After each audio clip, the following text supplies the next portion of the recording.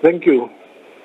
Well, Professor, the BDP lost its majority as we just announced. Were you yourself and other Botswana surprised? Not really. We knew the BDP was not going to win,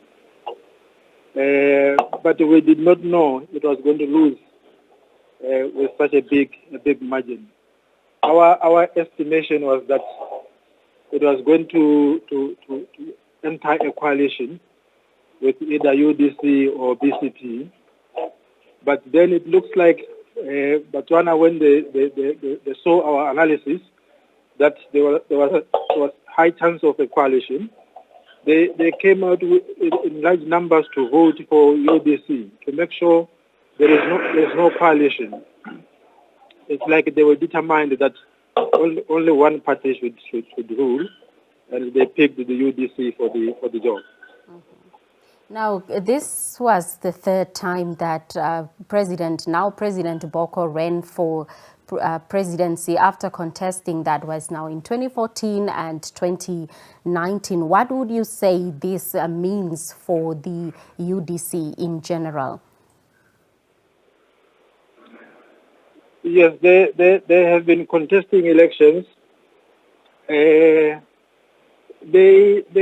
stood on a firm ground of creating employment, of fighting corruption, of providing social welfare to the needy and the students. And it looks like the population this time had them, and they came out in large numbers to help them win state power.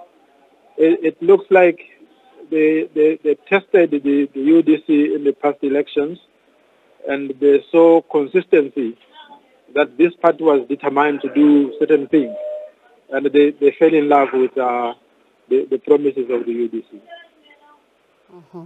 So now that UDC is in power, a lot of questions have come, or a lot of questions are on the lips of many, asking about its track record when it comes to managing a country, and especially a country where only one party has been in power since 1958. That's now close to 6 decades. Professor, what would you make? Do you think that UDC is ready to govern Botswana? Yes, actually, democracy is all about changing political parties, taking over state power. New political parties have been taking power all over the world, and managing the affairs of government fairly well. We expect the same thing from the UDC. They have existed for a reasonable period of time. They have recruited good people to run the affairs of the party. They have professors, they have army generals, they have students, they have all sorts of characters who will help them to manage the affairs of the state. So we are confident that in their hands things will be okay. Professor, you did touch on a bit more on the economic struggles, as well as what critics label as mismanagement and corruption having a major impact on how the elections went, or that swayed the elections into the way the results came out. Is this true? Do you really think that those were the bone of contention points that the electorate had to consider before casting their votes?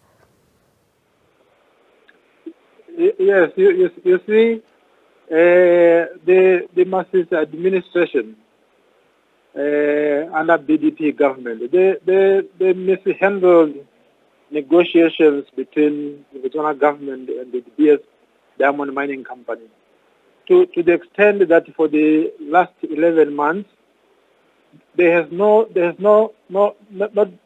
been a deal signed between the two partners.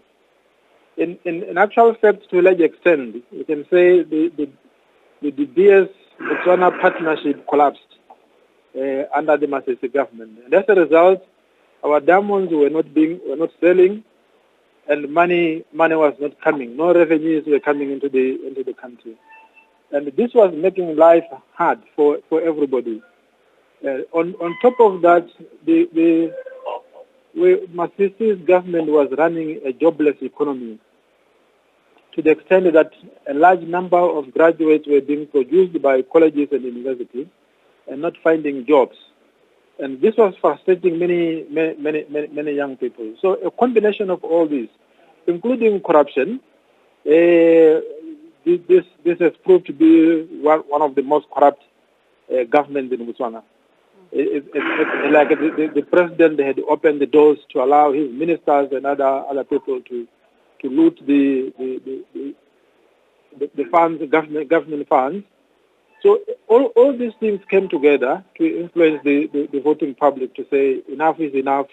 We are going to change the government this time, because what happened is like a miracle. Nobody expected that the UDC would win with this large margin, but it happened.